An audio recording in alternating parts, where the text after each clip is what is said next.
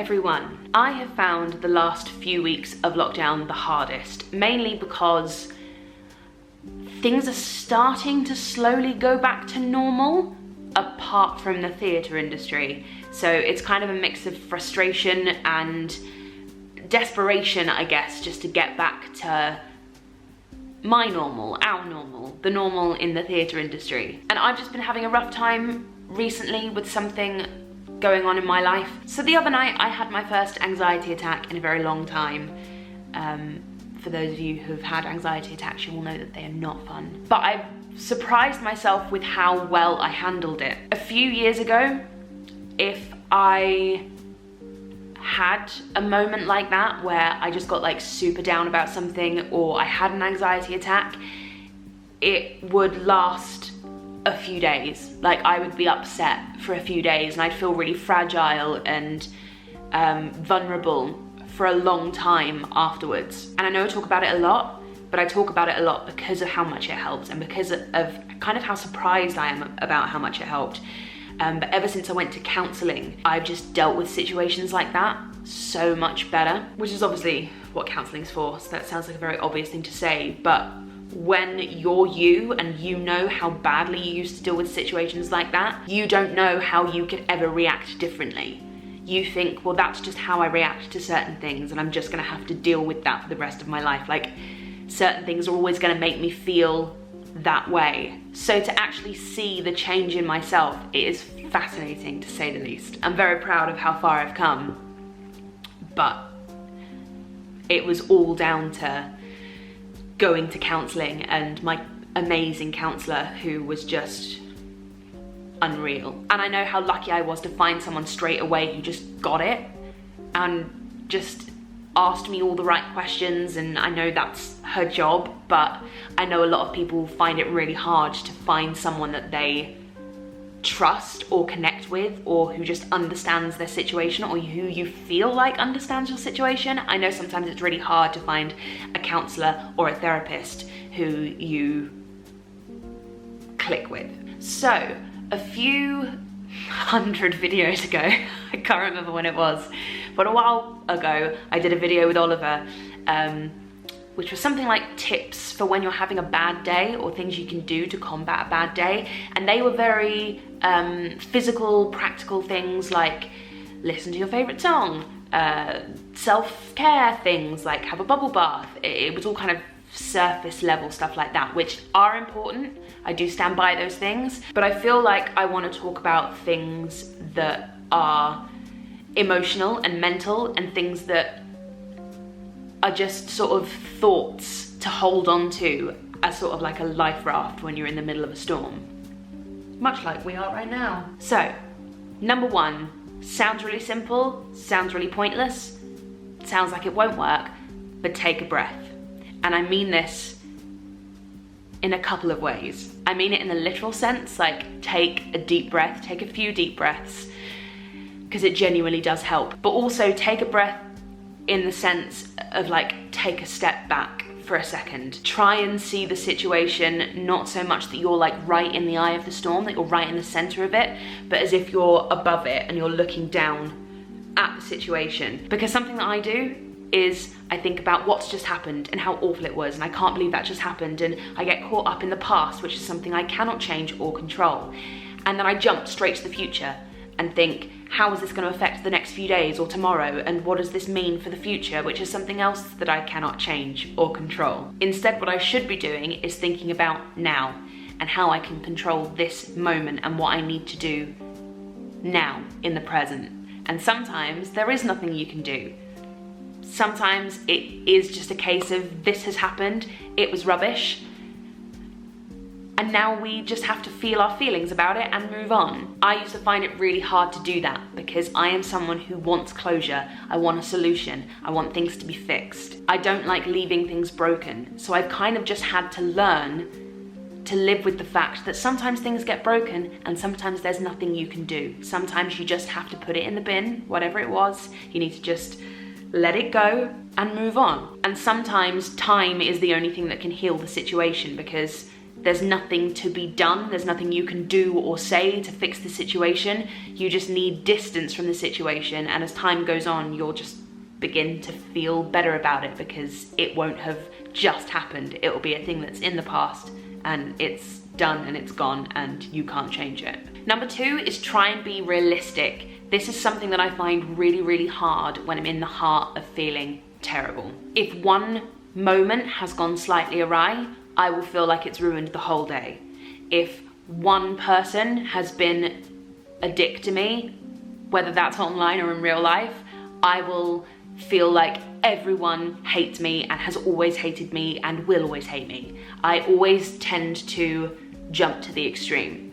I used to let the negative and the irrational and the unreasonable overwhelm me, and I would just be sad for days. Now, I'm not saying that you or I should never feel irrational or unreasonable or sad about things that have happened, because we are all going to react to bad or negative things however we're going to react to them. We're always going to have feelings about them which are completely valid. You're allowed to feel unreasonable and irrational and sad from time to time. But I guess this tip, this point to try and be realistic, is to try and grasp onto the fact that you are being irrational and unreasonable, and that doesn't necessarily mean what you're thinking is true. Just because you feel like everyone hates you doesn't actually mean everyone hates you. Just because you feel like the whole day is ruined, it doesn't mean that the whole day has to be ruined. What I tend to do now is let myself feel those feelings, but I give myself like a time limit. I'm like, right, I'm giving myself this evening to be sad about this, but we wake up tomorrow and we've got stuff to do. We don't have time to sit around and feel sad for the rest of the week. You've got things to do, you're an adult, you've got stuff to get done that needs to get done, and we do not have time to wallow in this self-pity and sadness. So you're having this evening to have a glass of port and a bubble bath and a big old cry, and then tomorrow we close that door. And I said something like this in an Instagram live stream the other day, and I could hear myself saying it, and I could hear that it sounded like I was saying bottle up those feelings, but I kind of meant it in the opposite sense. If we're going with the bottle analogy, I kind of felt like, or I feel like, I shake my bottle and then go, okay, we're letting loose for this evening, and then I open the cap and just go, ugh, and I feel all of my feelings for that evening until the bottle is empty, and then tomorrow morning we move ahead having felt all those feelings and dealt with all those feelings, and now we are done feeling those feelings because we have stuff to do. I don't feel like it's a healthy thing to not feel your feelings. There's a song in the Addams Family called Move Towards the Darkness, and it's all about how you need to move towards your pain and your negative feelings in order to come out the other side to something brighter. You need to lean into the sadness to process why you're feeling sad and process those feelings in a healthy way before you can move on. If you move on having not felt those feelings just follow you. Number 3 is self-compassion. How are you speaking to yourself in your own head and even to other people? Last year, I used the phrase, I am the worst, so much to the point where I started believing it. Like, I kind of started saying it like tongue-in-cheek, like, oh God, sorry, I'm the worst. And then I found myself saying it in like genuine situations, not when I was like trying to be funny or trying to be self-deprecating for a laugh. I was saying it because I genuinely meant it. I was like, oh God, sorry, I'm the worst. And it would just come out, and that was just how I spoke about myself on a daily basis. And I look back on that and I was like, what was I doing? Because then it meant that every time someone said something to me, again, whether it was online or in real life, that was negative about myself, I didn't even think about it, I just believed it instantly. Because I had just taught myself that I was the worst. I had said that to myself so much that I believed it. And anything negative that someone could say about me just proved that theory right. I was the worst. So yeah, that negative thing about me must be true because I'm the worst. It was only until I snapped in the middle of last year, like a year ago, around this time, where I like hardcore snapped. I had a meltdown, to say the least. And that was when I started counselling. And I think I was just annoyed at myself more than anything, because people are always gonna be mean. People are always gonna have opinions. People are always going to think they know everything about you or know the ins and outs of you and your life.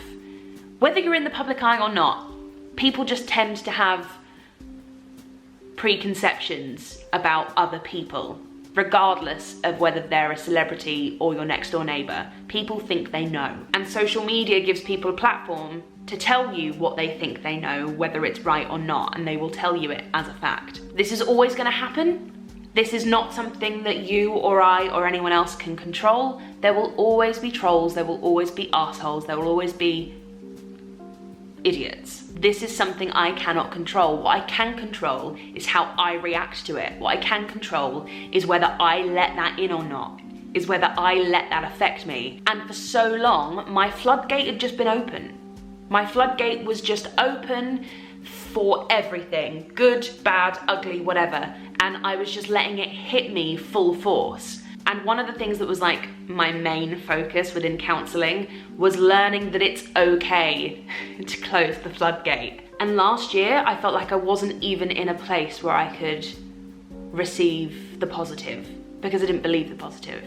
Like, if someone messaged me being like the nicest person ever, I would read it and almost feel like guilty that they thought that, because I thought I was the worst. So I was like, oh my God, I'm such a fraud, because they think I'm like this really nice person who does these nice things, but I know that I'm just the worst. So I feel like a fraud. That's where I was last year. So since last year, I have given myself permission to be a lot nicer to myself, and I no longer say I'm the worst, because I'm not the worst, and I know that now. I know I'm not the worst. I don't think I'm the best, but I'm not the worst, is the point. Everyone's flawed, everyone has issues, everyone's a human. No one's the best or the worst, I don't believe. Everyone's just complicated. Oh my God, I'm only on number 4, I've talked a lot, I'm so sorry. Number 4, remember who you are. I feel like this is a nice follow on from the last point. You aren't what other people think of you. You aren't your worst mistakes. You, as a human, are an amalgamation of a lot of different things, but no one thing defines you. Sure, you've made a lot of mistakes and you've learned a lot of lessons because of those mistakes, but not one of those mistakes defines you as a person, in the same way that no one accomplishment that you are proud of defines you as a person. You are an amalgamation of all of it. Who you are is all of it. So if someone's trying to convince you that that one bad thing you did one time is all there is to you, you need to hold on to everything else. What they're talking about is a tiny sliver of the pie, and if I'm having pie, I don't know about you, but I need to have at least half to like get the full flavor. And finally, after a very long time of talking, God knows how long this video is gonna be, finally, look for the lessons. Recently, in one of my many journaling live streams, one of the prompts was, how has past heartbreak made you stronger? And I instantly had like a physical reaction to this, because I was like, oh, past heartbreak hasn't made me stronger. I felt like that was giving anyone who had broken my heart way more credit than they deserved. I personally feel that past heartbreak or hardships or struggles don't make you stronger. They give you a reason to use the strength you already have. So one lesson that you can 100% take away from any bad situation is that you are strong enough to endure it. No bad situation magically gives you strength. That strength is already there, and the situation is giving you an opportunity to utilize it. I've talked for a long time, but this is all stuff that I feel really strongly about and really passionate about, mainly because I'm just fascinated by the ways people react to situations and just people in general. I'm just really interested in the human brain. There we go. I hope they help. I hope you can find something useful in amongst all of the many waffly things that I said. And I hope wherever you are, whatever the weather, you are having a good day. And if you're not, it's okay. There's another one tomorrow. Lots of love.